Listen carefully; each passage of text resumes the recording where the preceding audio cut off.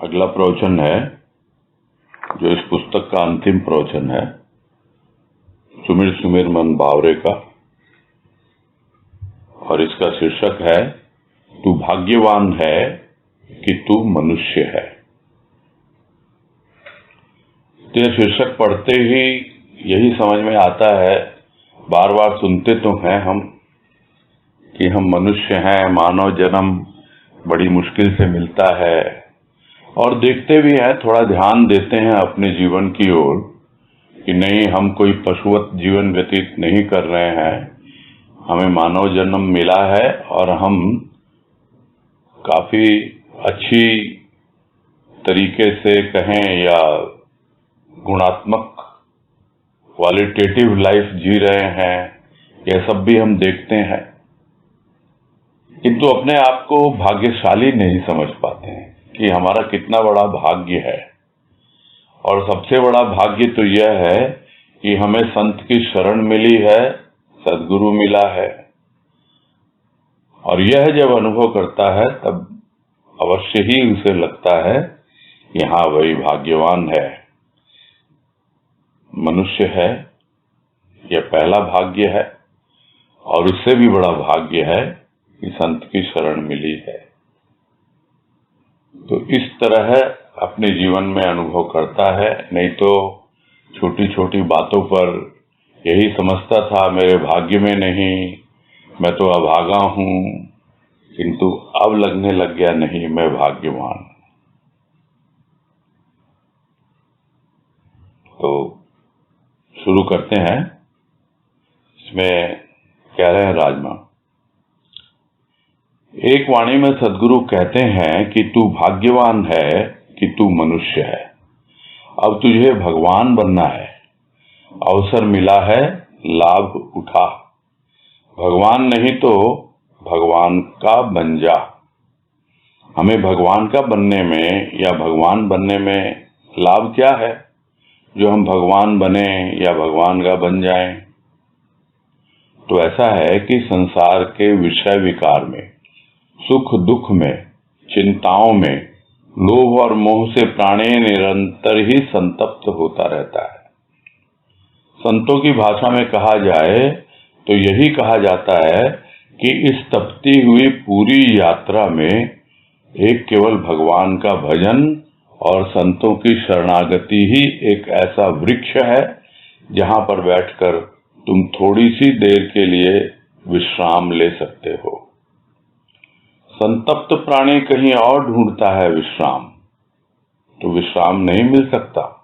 उसे विश्राम मिलता है संत की शरण में आकर, और जब संत की शरण में आकर उसे शीतलता का अनुभव होता है, थोड़ा सा अपने चित्त में चिंता की मुक्ति का अनुभव होता है, और अपने सिर पर से बोझ उठाकर जब नीचे रख दिया जाता है, उस समय जो हल्कापन अनुभव होता है, तो प्राणी स्वयं ही यह अनुभव करने लगता है कि भगवान के भजन में कितना आनंद है।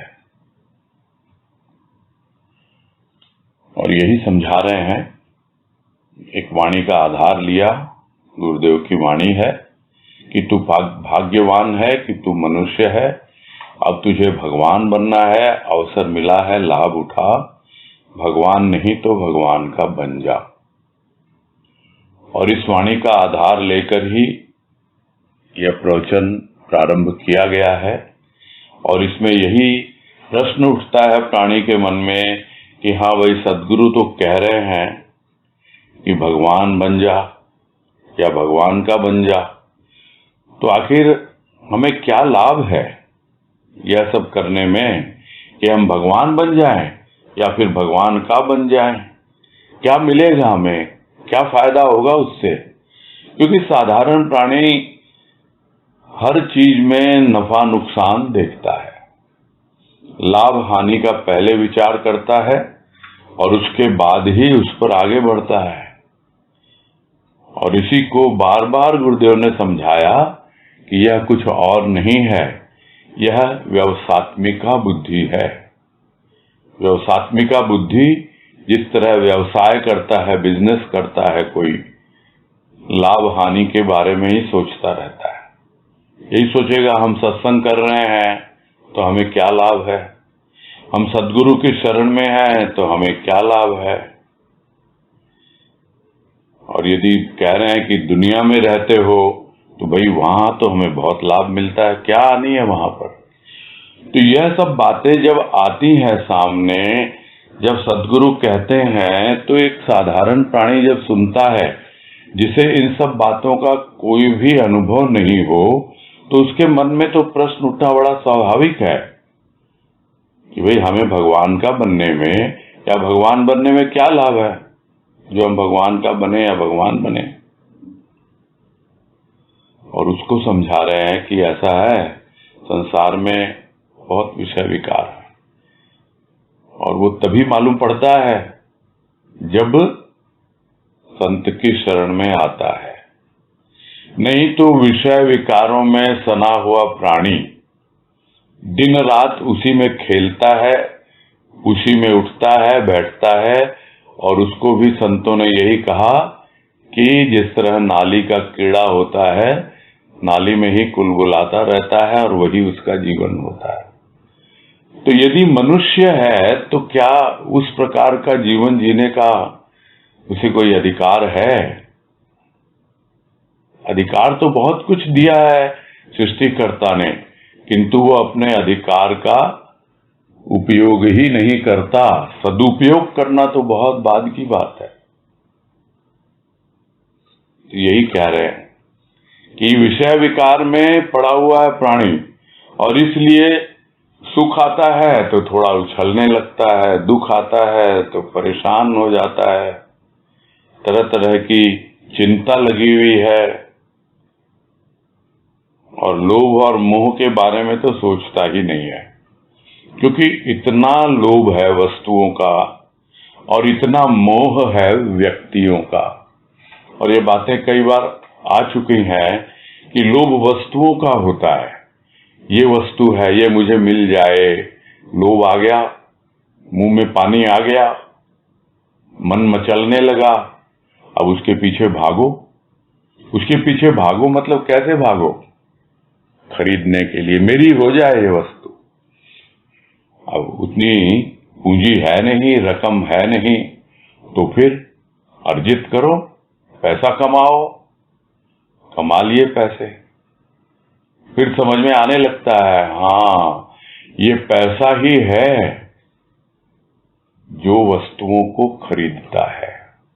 और जिस वस्तु को मैं समझता था कि ये कहीं और किसी और की है, किसी शोरूम में है, किसी मॉल में पड़ी है, वो वस्तु मेरी हो गई। अब ये पैसे से ही तो लाया, ये पैसा कितना महत्वपूर्ण है।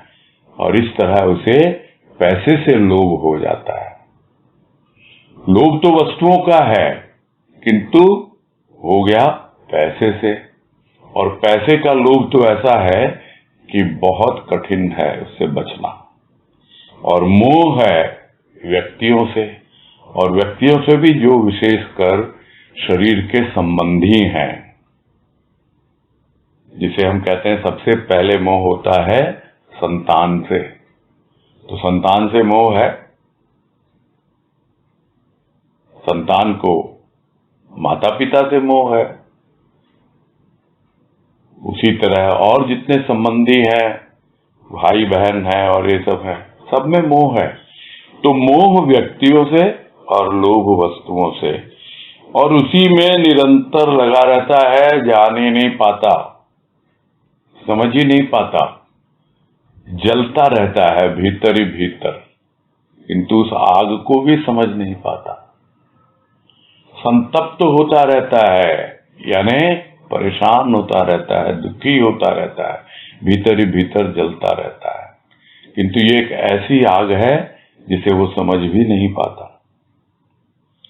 तो इसको यदि यह कहा जाए कि भाई ये जीवन क्या है, ये जीवन तो एक यात्रा है,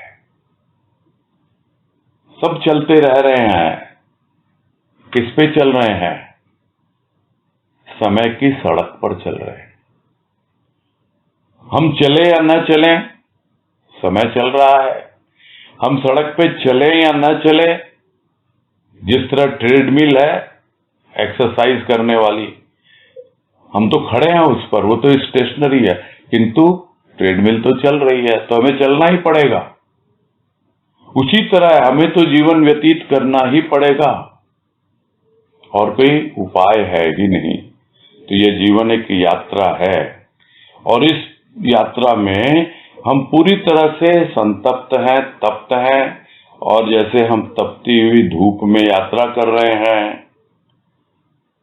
तो संत यही समझाते हैं कि इस यात्रा में केवल एक भगवान का भजन और संत की शरणागति यही है। जैसे सड़क पे जा रहे हैं और कोई एक ऐसा छायादार वृक्ष मिल जाए जिसके नीचे बैठ करके थोड़ी देर आराम कर लें, पसीने सुखा लें, विश्राम कर लें, तो उसी तरह है संत की शरणागति और प्रभु का भजन।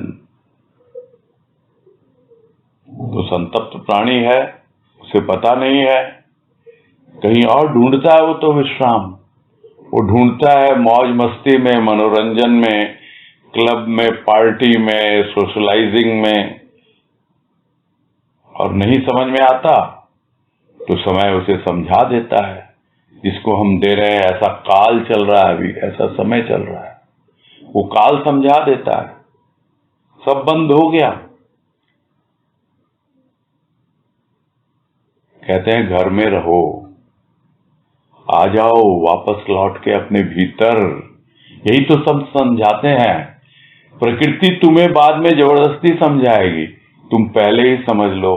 क्या बाहर बाहर की यात्रा कर रहे हो, बाहर का मनोरंजन कर रहे हो, अपने भीतर प्रवेश करो, इस घर में, इस शरीर में, तब समझ में आएगा। कहीं और ढूंढता है उस विश्राम को, विश्राम तो अपने भीतर है, समझ नहीं पाता, मिल नहीं पाता उसे विश्राम। तो सर्वप्रथम उसे मिलता है संत की शरण में, और संत ही बताते हैं कि तुम्हें विश्राम कहाँ मिलेगा। एक विश्राम बाहर का, एक विश्राम भीतर का। बाहर का विश्राम जब हम घूम फिर के पहुंचते हैं घर में, बड़ा चैन सुकून मिलता है। उसी तरह है, सारे भौतिक कार्य कर लिए, शरीर से जो करना है कर्म कर लिए, अब अपने भीतर पहुंच गए हम, बड़ा विश्राम मिलता है। तो संत समझाते हैं ये सब कि भाई तुझे विश्राम कहाँ मिलेगा, सर्वप्रथम तो मेरी शरण में आ। और जब संत की शरण में जाकर शीतलता का अनुभव होता है, और वो ये कहते हैं भाई देख अपने भीतर की हालत, कितनी चिंता है तेरे भीतर, सब डाल दे मेरे चरणों में, क्यों सिर पे लेके घूम रहा है। तब जाकर उस चिंता की मुक्ति से अनुभव होता है, और उस वक्त जो उसे हल्कापन अनुभव होता है कि अब कितना हल्का फुल्का हो गया मैं, संत की शरण में आके लगता है जीवन ही बदल गया मेरा तो। और संत क्या देते हैं उसे, एक छोटा सा सूत्र देते हैं, प्रेम का सूत्र। प्रभु से प्रेम कर, प्रभु का भजन कर, प्रेम और भाव में मगन होकर प्रभु का भजन कर, और तब वो अनुभव करने लगता है कि भगवान के भजन में कितना आनंद है। नहीं तो भजन के नाम पर नाच गाना, खड़ताल, ढोलक, ये सब तो बड़े कॉमन है, उसी को भजन समझ बैठा था, कीर्तन समझ बैठा था। असली भजन तो प्रभु की शरण में है, उसके सुमिरन में है, अपने अंदर जो भजन हो रहा है, प्रेम और भाव से उसी में लग जाओ। आगे कह रहे हैं, तू मनुष्य है और मनुष्य होते हुए भी अपने को पदार्थ मिल जाए तो भाग्यवान मानता है, और पदार्थ की कमी हो जाए तो अभागा मानता है। किंतु भाग्य तो तुझे इसलिए मिला है मनुष्य का कि तुझे भगवान बनना है। इतना बड़ा मूल्य है मनुष्य का, उसे भगवान बनना है। मनुष्य के जीवन की माटी परमात्मा बनने के लिए है। फिर से कहते हैं कि अवसर मिला है, ये मानव जीवन का एक ऐसा अवसर मिला है कि इसमें तू लाभ उठाना चाहे तो लाभ उठा ले, कैसे? या तो तू भगवान बन जा, और अगर तू भगवान नहीं बन पाता तो तू अपने पूरे आत्मबोध में नहीं जी सकता। तो इस कलयुग में आत्मबोध में जीना भी बड़ा कठिन लगता है, तो तू कम से कम भगवान का तो बन जा। तू अगर सबको शरण नहीं दे सकता, तू अगर वृक्ष नहीं बन सकता, तू दूसरों के लिए यदि कुआं नहीं बन सकता, तालाब नहीं बन सकता कि तुझ में आकर लोग स्नान करें, तू दूसरों की प्यास नहीं बुझा सकता, सबकी सेवा का भाव मन में नहीं रख सकता, तो संत तेरी सेवा करने के लिए भी तत्पर हैं।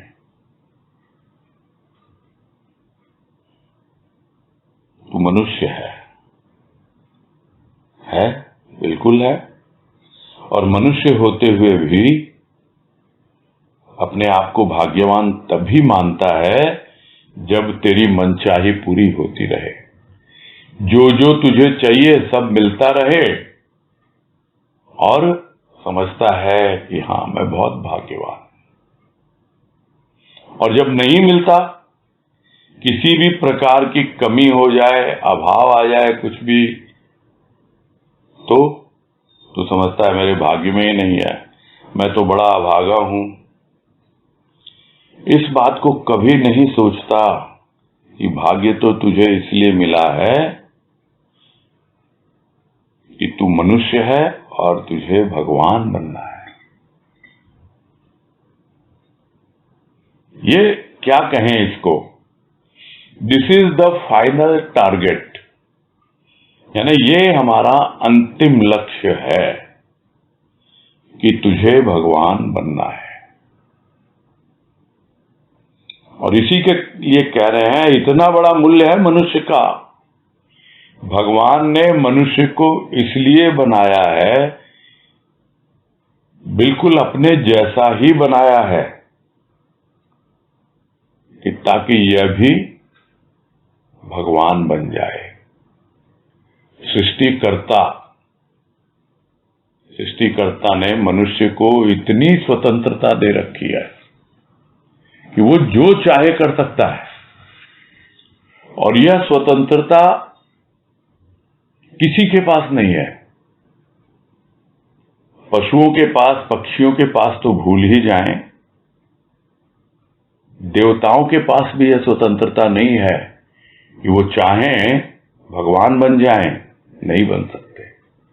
लोग भले ही उनको भगवान मानते हो, देवता मानते हो, वो लोगों की अपनी सोच है, किंतु भगवान जिस दिन उनको भगवान बनाना चाहेगा, उस दिन इनको भी इसी धरा पर भेजना है। यहां पृथ्वी लोक में आए बगैर मनुष्य नहीं बनते, और मनुष्य बने बगैर भगवान नहीं बन सकता। एकमात्र मनुष्य ही भगवान बन सकता है, यानी एकमात्र मनुष्य ही आत्मबोध पा सकता है। देवताओं का काम है देना, ड्यूटी है उनकी, कर्तव्य है, वो कर्तव्य में बंधे हुए हैं, वो उसके अलावा कुछ नहीं कर सकते। हाँ, यह बात अवश्य है कि वो भाग्य के बारे में नहीं सोचते, वो पूरी तरह समर्पित हैं उस भगवान के प्रति, अपने कर्तव्य का पालन किए जा रहे हैं। मनुष्य स्वतंत्र है, वो जो चाहे कर सकता है, और इसीलिए अपनी स्वतंत्रता को पहचानता नहीं, विषय विकारों में, चिंताओं में, लोभ मोह में, इन्हीं सब में अपना जीवन व्यतीत करता रहता है। तो इतना बड़ा मूल्य है मनुष्य का कि वो भगवान बन सकता है। यह जो मनुष्य जीवन की माटी है, वो परमात्मा बनने के लिए ही है। किसी और में यह मादा है ही नहीं, कोई नहीं बन सकता भगवान, एकमात्र मनुष्य ही भगवान बन सकता है। और इसीलिए फिर से कहते हैं कि यह अवसर मिला है भाई तुम्हें, यह मानव जीवन का एक अवसर मिला है, और तू इसका लाभ उठा ले बस।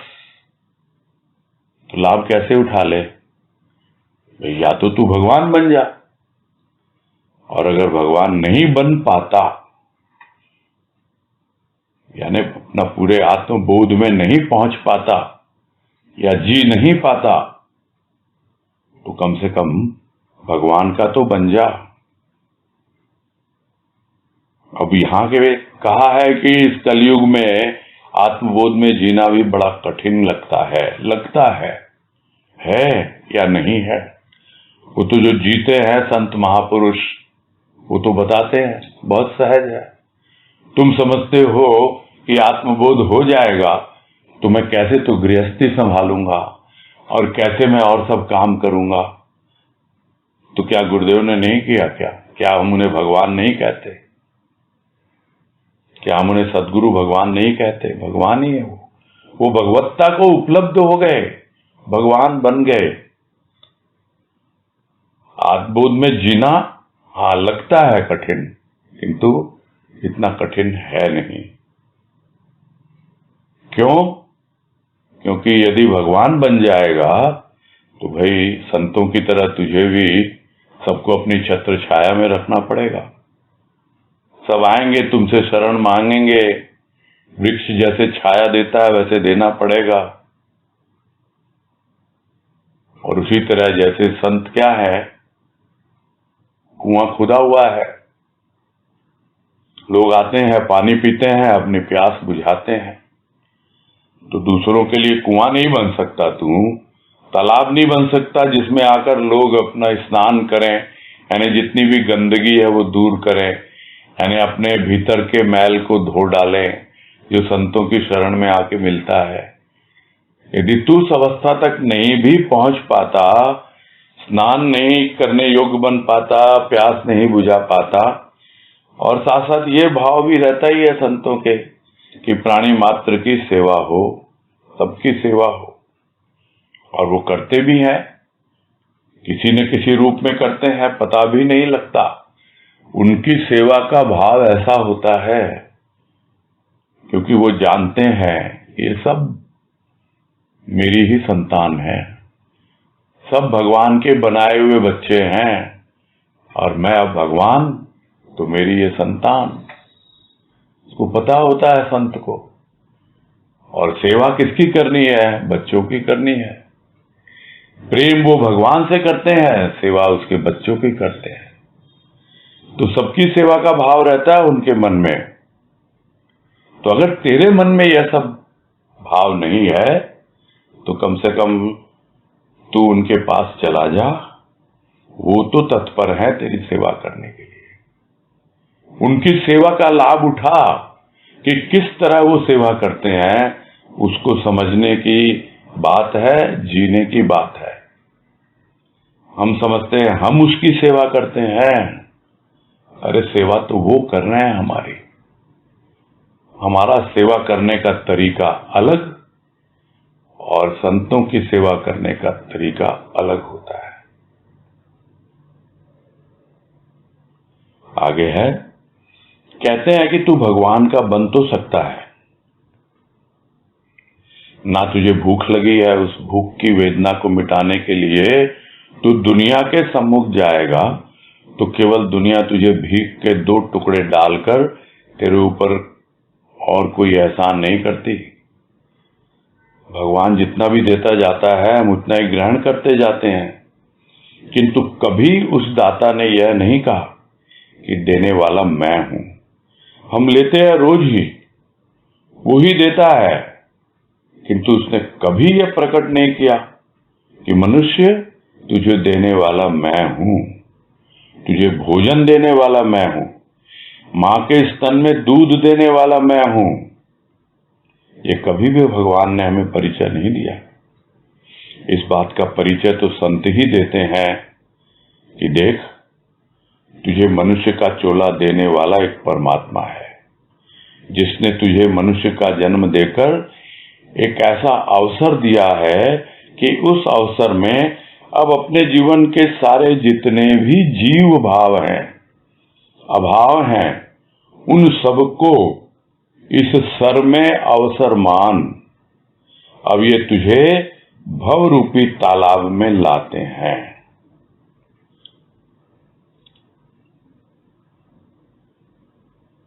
तो क्या कहते हैं भगवान का बन सकता है। किंतु न तो तुझे भगवान का बनने में भूख है, यानी उसकी भूख है, या उस भूख की वजह से तुझे कष्ट हो रहा हो, परेशानी हो रही हो। संत तो तत्पर है तेरी सेवा करने के लिए, किंतु तू ही भगवान का बनना नहीं चाहता है। मुंह से भले ही बोल दे कि मैं हाँ बनना चाहता हूं, किंतु क्या वास्तव में इतनी गहराई से तुझे भूख लगी है उस तरह की सूक्ष्म की कि मैं पूरी तरह से भगवान का बन जाऊं? अरे भूख तो तुझे लगती है भौतिक जीवन में, और उस भूख को मिटाने के लिए तो दुनिया के सामने जाता है, हाथ फैलाता है, गिड़गिड़ाता है, अपने स्वार्थ की पूर्ति के लिए न जाने किस किस के सामने सर झुकाता है।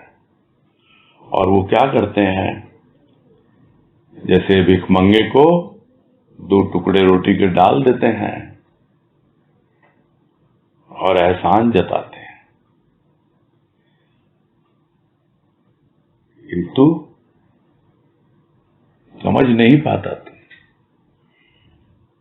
कि ये तेरा स्वार्थ है या उनके अहंकार की तुष्टि है कि वो तुझे एक भिखारी समझ रहे हैं कि आया है मेरे पास, भीख मांगने के लिए आया है।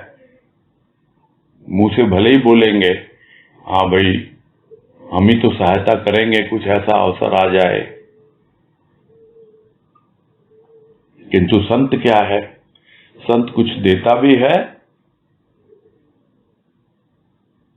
तो देने वाले ने उसे दिया है यह उसको पता है, और दुनिया अगर देती है तो वो अपने अहंकार को बढ़ाने के लिए देती है। वो जानती नहीं कि वो कोई एहसान नहीं कर रही है। समझ नहीं पाता प्राणी, भीख मांगता रहता है दुनिया से और उनके एहसान के तले दबा चला जाता है। तो भगवान जितना देता है सब उसे ग्रहण करते हैं, हम भी करते हैं, किंतु क्या कभी बताता है वो? दुनिया तो गिनाती है बार बार, देखो तुम्हारे जीवन में ऐसी स्थिति आई थी और तब मैंने तुम्हारी सहायता की थी।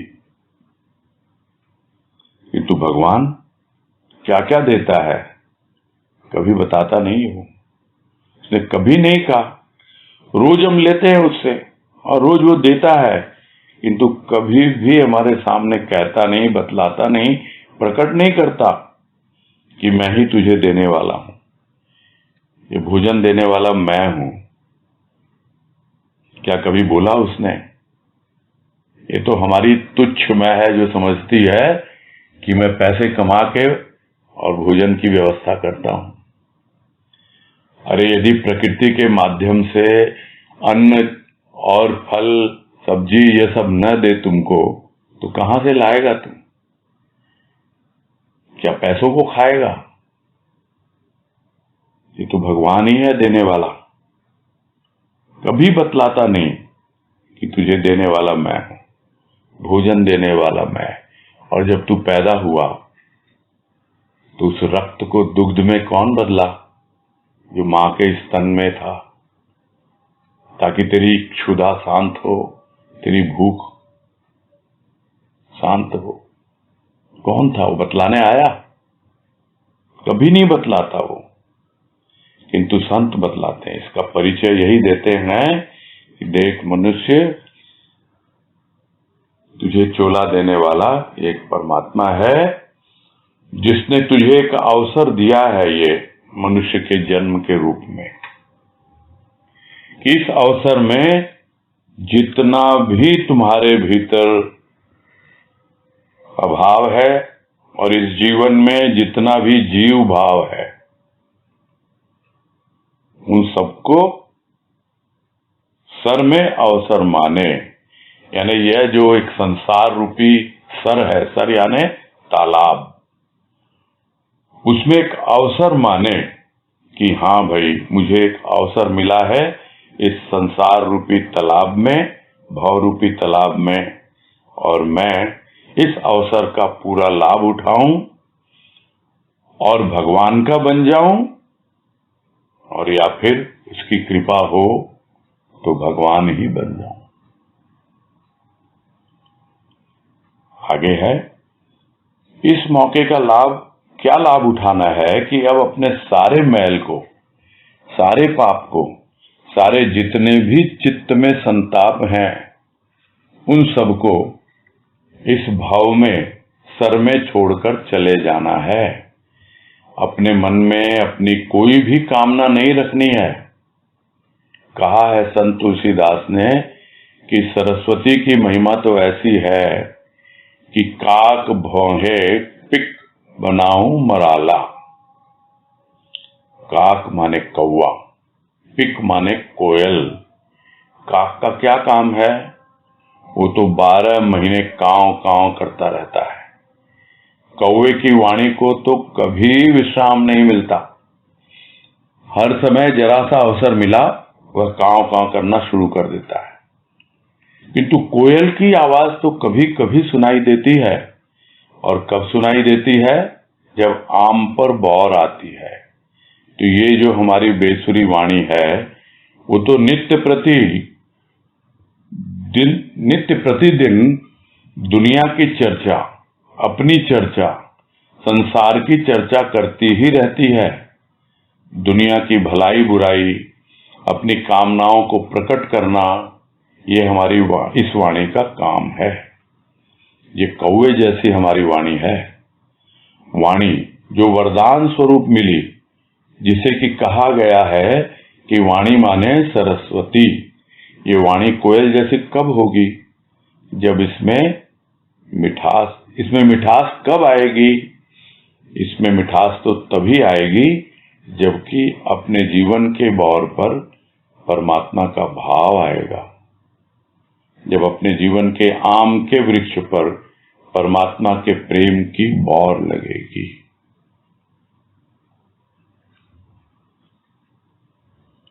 और यही कह रहे हैं कि अवसर मिला है।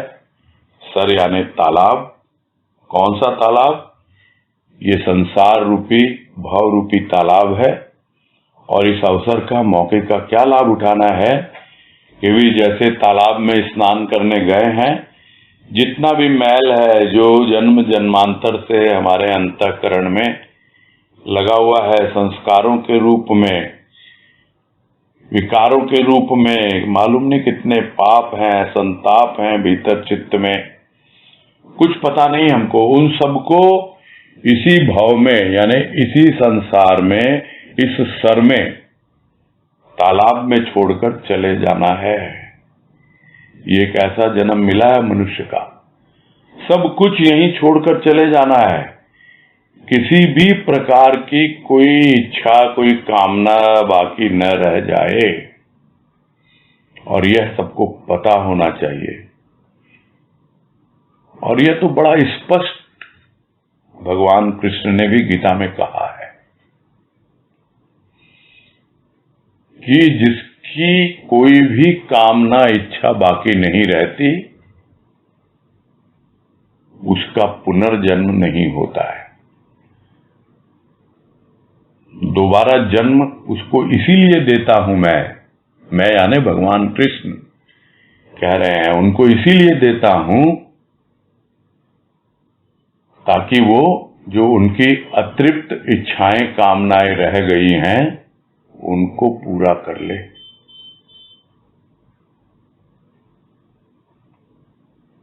बस ये बात ध्यान में रहे कि एक ऐसा अवसर मिला है, ये जो सर है भावरूपी यानी तालाब है, संसार रूपी, सब कुछ यहीं पर छोड़कर चले जाना है। किसी प्रकार की कोई कामना, इच्छा न रहे। और तुलसीदास जी कह रहे हैं, काक भोहे पिक बनाऊं मराला, यानी कौवा क्या करता है? वो काक यानी कौवा क्या करता है? वो तो कांव काम ही करता रहता है, और किसी ऋतु विशेष में नहीं करता है, किसी समय विशेष में नहीं करता है, हर समय करता रहता है। हर ऋतु में करता रहता है, साल भर कांव कांव करता रहता है वो 12 महीने। उसको तो है ही नहीं, विश्राम ही नहीं है। थोड़ा सा भी उसे मौका मिलता है, थोड़ा सा भी समय मिलता है, कोई अवसर मिलता है, बस कांव कांव शुरू कर देता है, चुप होके बैठता ही नहीं। दूसरी ओर कोयल है, उसकी आवाज तो कभी कभी सुनाई देती है। और वो कौन सा मौसम होता है, कौन सी ऋतु होती है? जब आम पर बौर आती है, यानी आम का जो पेड़ है उस पे फल लगने वाले होते हैं। फल लगने के पहले बौर आती है, और जब वो फल लगने की एक अलग सुगंध है, वो जब उसे कोयल को पता लगता है, देखती है, अनुभव करती है, बस वो चहक उठती है, कुहुकने लगती है। तो हमारी वाणी अभी कैसी है? बेसुरी वाणी है। रोज रोज बस दुनिया की चर्चा, या अपने घर परिवार की चर्चा, खुद अपने बारे में या घर के बारे में, परिवार के बारे में, या थोड़ा बहुत संसार में क्या हो रहा है, अड़ोस पड़ोस में क्या हो रहा है, उसने क्या बोला, उसने क्या किया। और आजकल तो बहुत ज्यादा कॉमन हो गया है। किसी ने मैसेज फॉरवर्ड किया, हमने पढ़ा, फिर हमने भी फॉरवर्ड कर दिया, उसी की चर्चा होती रहती है। भले ही मुंह से न बोले, ये कांव कांव तो भीतर चलती ही रहती है। ये दुनिया की चर्चा, अपनी चर्चा, संसार की चर्चा। तो हमारी वाणी किसमें लगी हुई है अभी? दुनिया की भलाई बुराई करना, और या फिर प्रभु के सामने भी जाएंगे तो अपनी कामनाएं, इच्छाएं यही लेके जाएंगे, यही बोलेंगे उसको, यही वाणी का काम रह गया अब। तो ये वाणी कैसी वाणी है? कौवे जैसी वाणी है? अरे ये वाणी, ये तो वरदान स्वरूप मिली है। वाणी का मतलब सरस्वती।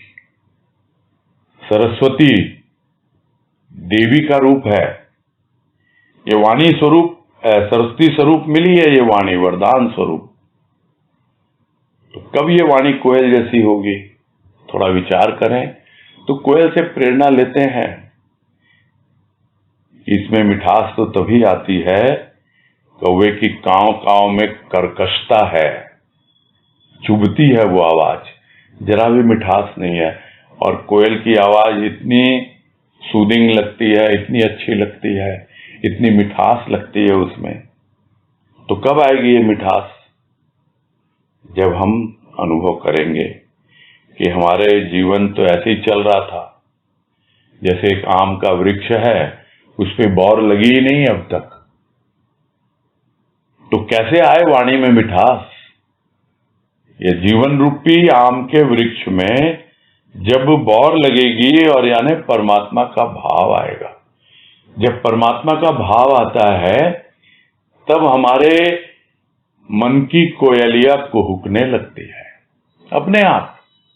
हम सबका अनुभव है, जिनको भी थोड़ा बहुत अनुभव मिला है ऐसा, गुरुदेव की कृपा से। जब परमात्मा का भाव आता है इस जीवन की बौर पर, तो अपने आप ही हमारे भीतर भी जो मन की कोयलिया है वो कुहुकने लगती है। और कभी कभी वो शब्दों के रूप में मुख से मुखरित होती है, कभी वो कलम चल के अभिव्यक्त होती है। ये कुछ और नहीं है, यह एक रूपांतर है जीवन का। यानी हमने अपने जीवन के आम के वृक्ष पर परमात्मा के प्रेम की बौर अनुभव कर ली। ये हमारे जीवन में परमात्मा का प्रेम आ गया, उसका भाव आ गया।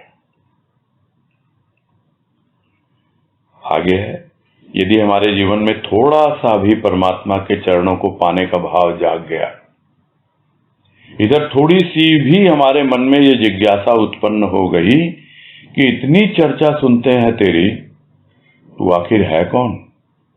इतना सुनते हैं कि तू सर्वव्यापी है, किंतु दिखा तो तू कैसा है। और अगर सर्वव्यापी है तू ही कम से कम अंदर बाहर कहीं तो प्रकट हो जा।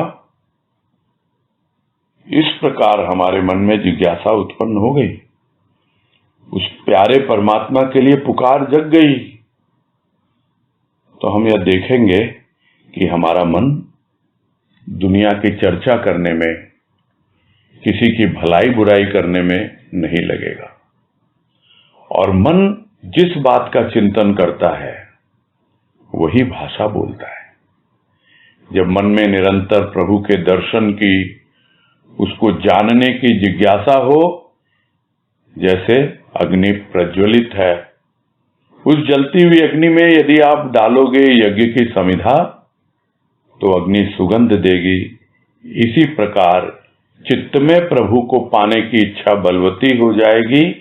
तब अपने आप ही जो वाणी बोलोगे उस वाणी में मिठास भरेगी ही। थोड़ा सा भी परमात्मा के चरणों में आ गए, ये भाव से आ गए, भाई हमें तो तुम्हें पाना है। बड़े भाग मानुष तन पावा। अब अपने भाग्य को हम सराह रहे हैं और साथ ही साथ और ज्यादा सौभाग्यशाली अनुभव कर रहे हैं कि संत ने हमें बतला दिया कि तुझे भगवान का बनना है, भगवान को ही पाना है। तो चरणों को पाने का भाव जागा, मन में जिज्ञासा उठी। यानी इस प्रकार से प्रारंभ होता है जीवन का रूपांतर।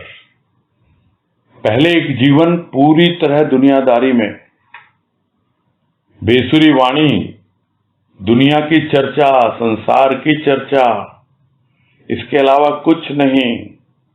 और अब परमात्मा के प्रेम की भौर लग गई, परमात्मा के चरणों का भाव जाग गया।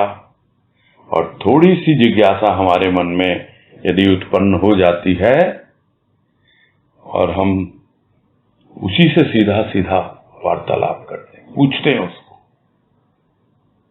कि इतनी चर्चा सुनते हैं तेरी, तू आखिर है कौन? जरा बता तो सही मुझे। हम तो इतना सुनते हैं कि तू सब जगह है, सर्वव्यापी है तू। अरे कम से कम दिखला तो सही, जहां कहीं भी मैं हूं बतला तो सही मुझे, कैसा है तू। और अगर तू सर्वव्यापी है तो बाहर भीतर कहीं ना कहीं तो प्रकट हो ना, अपनी अनुभूति दे मुझे। तो भीतर से एक पुकार उठती है,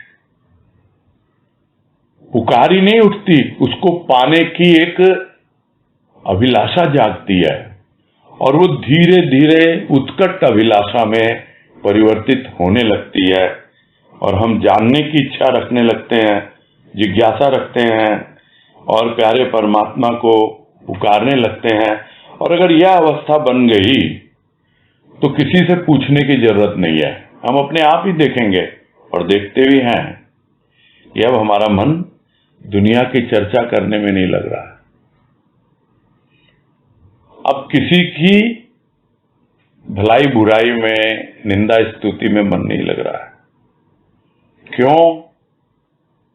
क्योंकि अब हमारा मन मनन करता है, प्रभु की वाणी का, उसके भाव में डूबा रहता है, चिंतन करता है हमारा चित्त। तो जिस बात का चिंतन करेगा वही बात तो बोलेगा, वही भाषा बोलेगा। जो कुछ सुनता है दिन रात, और सुनता ही नहीं है, जो कुछ गुनता है भीतर ही भीतर, उसका चिंतन मनन करता है।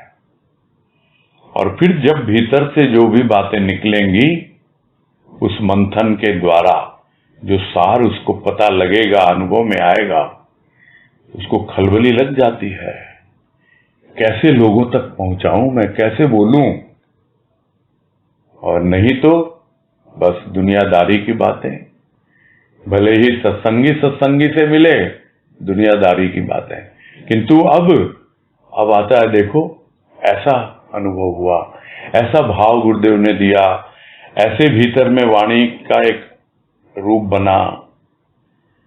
तो जब मन में निरंतर प्रभु के दर्शन की, जानने की जिज्ञासा होती है, तो जीवन एक हवन बन जाता है। वो प्रेम की एक अग्नि सुलगने लगती है भीतर, और उसमें जो भी हमारे विचारों की, भावों की जो भी समिधा हम अर्पित करते हैं, वो उसी प्रभु को ही अर्पित होती है। और उसी यज्ञ की अग्नि में जैसे सुगंध पैदा होती है, वैसे ही हमारे चित्त में प्रभु को पाने की जो इच्छा बढ़ती जाती है, आग लग जाती है भीतर में। बस पाना ही पाना है तुमको। और जो भी वाणी बोलते हैं उससे एक सुगंध निकलती है, अपने आप एक मिठास का अनुभव होता है।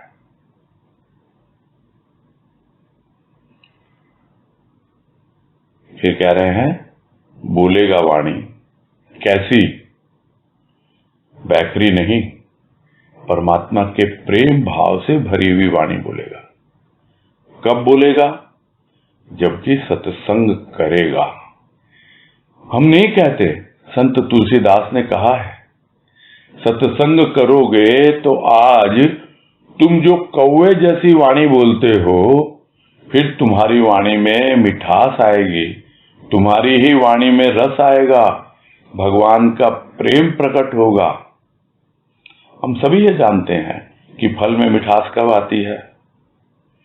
कच्चे फल तोड़कर, और यदि हम यह चाहें कि उससे रस ग्रहण कर ले, तो कच्चे फलों में रस नहीं मिलता। रस भरने के लिए फलों को भी पकना पड़ता है, तपना पड़ता है। जब पक जाते हैं तो फल में रस किसी दूसरों को नहीं डालना पड़ता। प्रकृति का एक भाव है कि जो तपेगा, पकेगा, रस उसमें अपने आप आ जाएगा।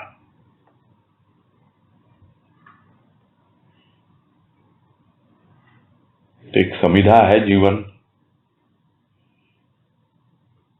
शब्दों की आहुति दो। गुरुदेव ने भी कहा वाणी में एक, जिसका भाव यही है कि ये शब्द में यज्ञ है, में ऐसे शब्दों की आहुति दो जिससे तुम्हारे जीवन में सुगंध हो। फिर जो वाणी निकलेगी मुख से, वो बैखरी वाणी नहीं होगी, वो तो परमात्मा के प्रेम और भाव से भरी हुई वाणी होगी। तो कब बोलेगा ऐसी वाणी? कब वो समय आएगा जीवन में? कैसे आएगा? तो तुलसीदास जी कहते हैं कि जब सत्संग करेगा। यही कह रहे हैं, हम नहीं कह रहे, संत तुलसीदास ने कहा है। और सिर्फ संत तुलसीदास ने ही नहीं कहा, सब संत महापुरुष यही कहते हैं। यहां तक कि यह भी सुना जब नारद जी ने पूछा भगवान विष्णु से कि प्रभु आप कहां वास करते हैं?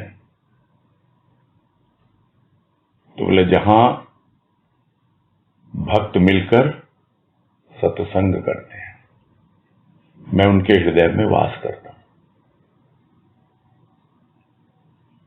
तो सत्संग करते रहो, अपने आप ही वाणी में मिठास होगा। अपने आप ही जो वाणी कौवे के जैसे कर्कश है, उसमें मिठास आ जाती है। और वो मिठास कहां से आती है? वो आती है भीतर से। वो रस कहां से आता है? भीतर से आता है। प्रेम और भाव का रस जो भगवान के प्रति है, अपने प्रभु के प्रति है, वो रस प्रकट होगा। हम सब जानते हैं, पता है कि फल में मिठास कब आती है, और फिर भी हम थोड़ा सा कुछ मिला नहीं कि हम भी कुछ न कुछ बोलना शुरू कर देते हैं। वो तो वैसा ही है कि कच्चा फल तोड़ लिया और हम चाहें कि इसमें से रस मिल जाए, तो कच्चे फलों में रस नहीं होता है, सबको पता है। रस भरने के लिए फलों को पकना पड़ता है, यह प्रकृति का नियम है। पकना पड़ता है, उसके लिए तपना पड़ता है, और फिर कोई दूसरा नहीं आता उसमें रस का इंजेक्शन लगाने, अपने आप ही उसमें रस भर जाता है। ये तो जो कच्चे फल तोड़ लेते हैं कोई पेड़ों से, उसमें तरह तरह के केमिकल लगाते हैं, इंजेक्शन लगाते हैं पकाने के लिए। उन फलों में कोई रस नहीं, कोई स्वाद नहीं है। वो हो सकता है दिखते हों पके हुए, किंतु पके हुए नहीं है। वो दो वाणी जब सुनेंगे उनकी, अपने आप समझ में आ जाएगा कि ये मुख से बोल रहे हैं वाणी, किंतु ये पके हुए फल नहीं है। जिस तरह फल का स्वाद लेते ही पता लग जाता है कि यह वास्तव में पेड़ पर पका हुआ फल है और या इसको किसी और विधि से पकाया गया है। तो रस भरने के लिए फलों को तपना पड़ता है, पकना पड़ता है, उसमें रस कोई दूसरा डाल नहीं सकता है। तो ये प्रकृति का नियम है, तपेगा पकेगा अपने आप रस आएगा। और इस नियम को जो समझ लेता है वो बड़ा सहज होकर अपने आप को तपने के लिए छोड़ देता है। और तब मालूम पड़ता है, जिसको एक वाणी और वाणी याद आ गई, जो गुरुदेव कहते हैं, पका तो हुआ आपका। तो तू चाहता क्या है? भगवान का बन जाए। पका पका तो हो गया भगवान का, फिर उसका हो गया, फिर चिंता करने की कोई बात नहीं है। अब कोई तुझे वहां से हिला नहीं सकता, डिगा नहीं सकता। अब अपने आप ही वो पका हुआ फल वृक्ष को छोड़ देगा, जिसको बाबा कहते हैं कि वही स्वतः त्याग है। अपने आप ही त्याग हो जाता है, वैराग्य हो जाता है जब पक जाता है। जिस तरह पका हुआ फल जिस डाली पे था उसको छोड़ देता है। यह छोड़ना कोई बाहर से नहीं है, भीतर से अपने आप त्याग हो जाता है। जिस गृहस्थी में हम फंसे हुए थे, उसी गृहस्थी से अपने आप ही हमारे भीतर वैराग्य की भावना आ जाती है। ये भीतर का वैराग्य। बाहर के सारे कार्य होते हैं, किंतु हम बिल्कुल भी लिप्त नहीं होते, क्योंकि अब हमें प्रभु से अनुराग हो गया, अब हम पक गए। आगे है, 2-4 माला करके, थोड़ा सा जाप करके, थोड़ा सा भजन करके, और ये विचार करें कि हम तो भगवान के हो गए या भगवान बन गए। थोड़ा सा हमने यह वाक्य सीख लिया कि अहम ब्रह्मास्मि, और हमने सोच लिया कि हम ही ब्रह्म है, तो ब्रह्म का वाक्य बोलोगे तुम, किंतु उसका रस नहीं ले पाओगे कि हम ब्रह्मास्मि को कहते हुए कितना आनंद आता है, कितना रस आता है। ये तो तभी संभव है कि बहुत दिनों तक सत्संग में बैठ बैठ कर हम तपेंगे। तो हम तो थोड़ा सा कुछ करते हैं, भगवान के नाम पर 2-4 माला कर लेते हैं, थोड़ा सा जाप कर लेते हैं, थोड़ा भजन गा लेते हैं, सुमिरन कर लेते हैं, थोड़ा बहुत ध्यान लगा लेते हैं, और सोचते हैं कि हाँ भाई हम तो भगवान के हो गए, हम तो हो गए भगवान के भगत, दिन रात इसी में लगे हुए हैं। नहीं। फिर दूसरी ओर हम तो हो गए ज्ञानी। क्या ज्ञानी हो गए? हमने सीख लिया, सुन लिया, अहम ब्रह्मास्मि, अहम ब्रह्मास्मि। तो क्या जाप करने से हो जाता है? हो गए हम तो ब्रह्म हो गए, मैं ही ब्रह्म हूं। तो जब बोलेंगे कि मैं ही ब्रह्म हूं, तो क्या उसका रस मिलेगा? अरे रस तो तभी मिलता है जब आपको पता लगे कि हाँ मैं उस अवस्था तक पहुंच गया हूं कि मैं भगवान हो गया हूं, मैं ब्रह्म हो गया हूं। कितना आनंद आता है, कितना रस आता है, ये तो उसको अनुभव करने पर पता लगता है। और यह तभी संभव है जबकि बिल्कुल धैर्यपूर्वक सत्संग में बैठते हैं और अपने आप को तपाने के लिए उसके प्रेम की अग्नि में, उसके ज्ञान की अग्नि में तपाने के लिए हम प्रस्तुत रहते हैं। और यह कोई आग पे चढ़ाना नहीं है, ये एक ऐसी प्रोसेस है, स्लो हीटिंग, धीरे धीरे आराम से, जैसे सूर्य की ताप से, उसकी ऊष्मा से पकता है फल और वर्षा उसका सिंचन करती है। उसी तरह भाव सिंचन करता है और ज्ञान का सूर्य उसे पकाता है, तब पता लगता है। और यह निरंतर सत्संग में बैठ बैठ कर ही संभव है। बस यही पूरा करते हैं।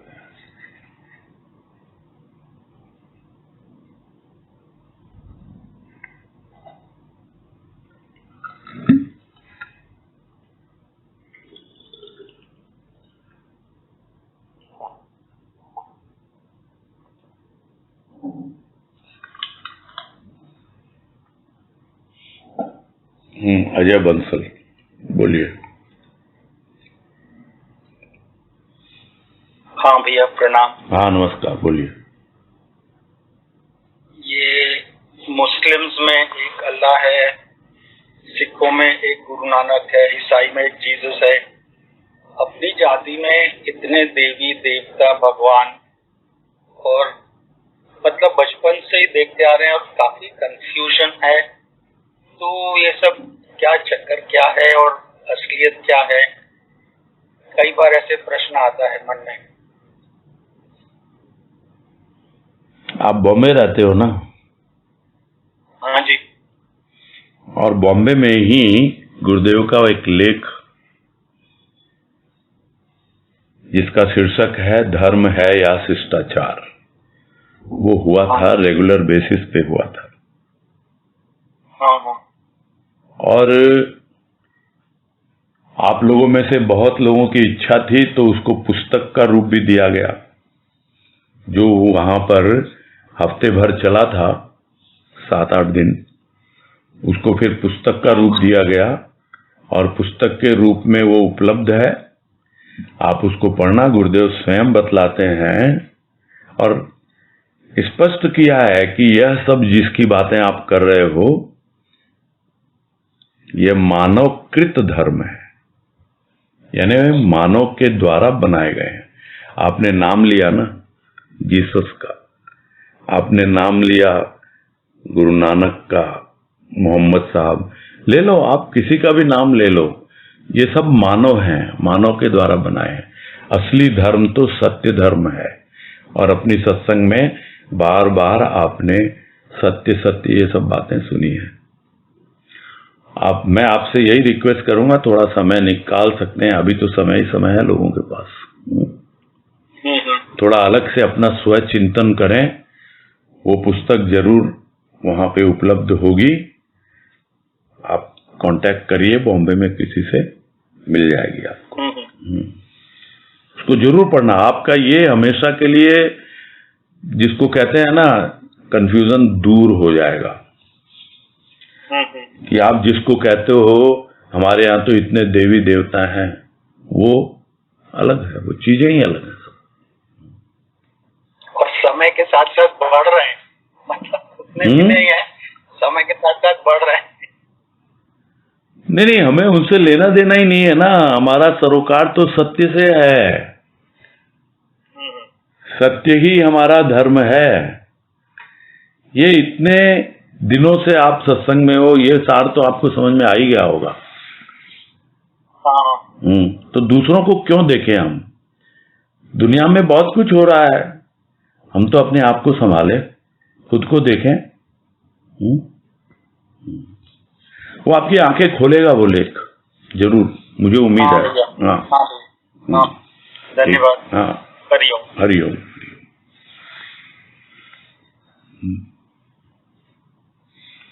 चलो, समय हो रहा, पूरा करते हैं।